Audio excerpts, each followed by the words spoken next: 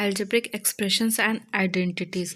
Algebraic expressions का मतलब होता है कि किसी भी डिजिट्स में यानी न्यूमेरिकल डिजिट्स में, मान लो 4 हो गया, 5 हो गया, 6 हो गया, उसके साथ किसी भी ABCD वाले फॉर्म जैसे एक्स हो गया, वाई हो गया, जेड हो गया, उनका मल्टीप्लिकेशन ही हमारा एल्जेब्रिक एक्सप्रेशन कहलाता है।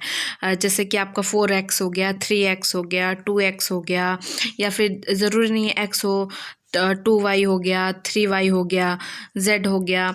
किसी भी चीज़ का न्यूमेरिकल के साथ किसी भी ये ABCD वाले को इंटू करना ही हमारा क्या कहलाता है, एल्जेब्रिक एक्सप्रेशंस होता है।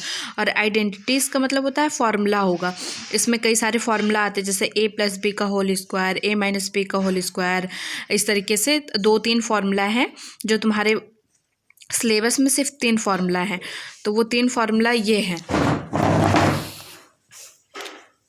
एल्जेब्रिक आइडेंटिटीज़, पहला फार्मूला ये हो गया a+b का होल स्क्वायर, यानी a² + 2ab + b²।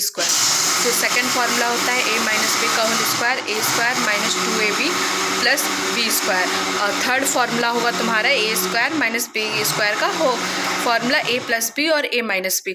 तो ये तुम्हारा 3 फार्मूला है आइडेंटिटीज़ में। और भी आगे फार्मूला है बट वो तुम्हारे काम का नहीं है। तो ये 3 फार्मूला तुम्हारे सिलेबस में है, ठीक। तो ये एल्जेब्रिक आइडेंटिटीज़ है और एल्जेब्रिक एक्सप्रेशन अभी हम पढ़ रहे हैं ना।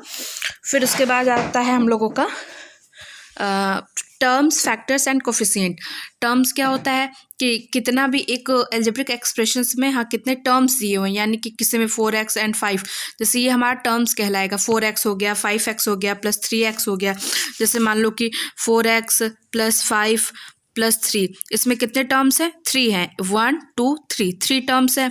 फिर फैक्टर क्या हो गया कि मान लो कि इसको हम तोड़ते हैं 2 भाग में, जैसे कि 4x है, 4x को 4x को कैसे तोड़ेंगे, 4x है ऐसे, तो हम लोग इसको तोड़ के कैसे दिखाएंगे, 4 × x। तो ये इसका हमने फैक्टर कर दिया। तो इस तरीके से हम लोग इसका इस तरीके से फैक्टर करते हैं। मान लो कि 3x है, तो 3x को कैसे फैक्टर करेंगे, 3 × x। मान लो कि 3x y दिया हुआ है, तो इसको कैसे फैक्टर करेंगे, 3 × x × y, इस तरीके से, ठीक है। तो ये हमारा फैक्टर कहलाएगा। फिर आता है कोफिशिएंट। कोफिशिएंट क्या होता है कि किसी भी नंबर में जो न्यूमेरिकल वाला पार्ट होता है, यानी कि कोई भी नंबर ले लो, 7x है या फिर -5xy हो गया, तो जो न्यूमेरिकल वाला पार्ट होगा, यानी कि 5 हो गया, ये 7 है, ये हमारा क्या कहलाएगा, कोफिशिएंट कहलाएगा। न्यूमेरिकल वाला पार्ट, न्यूमेरिकल यानी कि 1 2 3 4 5 6 7 जो होगा वो हमारा कोफिशिएंट कहलाएगा, ठीक है। फिर आ जाओ binomial, monomial, binomial and trio, polynomial. कोई भी जो जैसे कोई भी एक एल्जेब्रिक एक्सप्रेशन देगा, तो उसमें जो हमारा हर एक डिजिट होगा, यानी कि a + b + c + d, हर एक चीज़ वो पोलिनोमियल ही कहलाएगी, ठीक है। और उसमें मोनोनोमियल क्या होता है, मोनोनोमियल जिसमें सिंगल होगा, यानी कि सिर्फ और सिर्फ एक ही होगा। मान लो कि ये 4x भी हो सकता है, 3x भी हो सकता है, -x भी हो सकता है, -3x हो सकता है। कोई भी, जैसे कि 3 है ना, तो उसमें ये 3 ना हो, ये दोनों काट करके ये 2 ही सिर्फ रहेगा, तो ये हमारा क्या कहलाएगा, मोनोनोमियल। अब बायनोमियल यानी कि 2 रहेगा, यानी एक ही एल्जेब्रिक एक्सप्रेशंस में 2 रहेंगे, जैसे कि a + b हो गया, या फिर 2x + 3x हो सकता है, या फिर 2x + 2y + 3y हो गया। इस तरीके से क्या हो जाएगा, ये हमारा बायनोमियल कहलाएगा। फिर ट्रियो क्या होता है, जिसमें 3 हो गया, a + b + c, या फिर तुम्हारा कह लो कि 3x + 2y + 3z, ये क्या है तुम्हारा जो है, ये तुम्हारा ट्रियो हो गया, जिसमें 3 डिजिट्स हो, जिसमें 3 एल्जेब्रिक एक्सप्रेशन में 3 हो, वो ट्रियो कहलाता है। फिर अभी बताया मैंने कि हाँ, सारा चीज़ जो कहलाता है, एक एल्जेब्रिक एक्सप्रेशन रहता है, उसमें जो जितने भी पार्ट्स होते हैं उन्हें हम लोग क्या बोलते हैं, पोलिनोमियल। अब like terms and unlike terms. Like terms क्या होते हैं, जैसे लाइक टर्म्स मीन्स मतलब सेम एक्सप्रेशन वाले।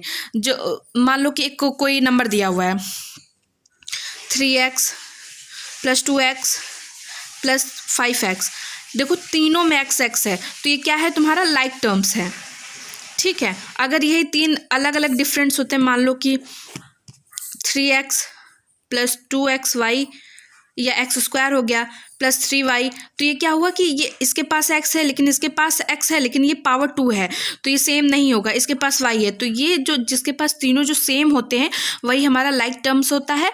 नहीं तो अगर सेम चीज़ें नहीं होंगी तो हमारा अनलाइक टर्म्स होगा। तो एक बार फिर से समझ लो लाइक टर्म्स क्या होते हैं, जैसे कि 4x हो गया, 3x हो गया, मान लो 7x हो गया, तो सब में x हो, या फिर मान लो 2y है प्लस 3y है, या फिर मान लो 4a है प्लस 4b है, 4b है, नहीं a है, तो a है, y है, x है। तो ये सब क्या है, ये लाइक टर्म्स है।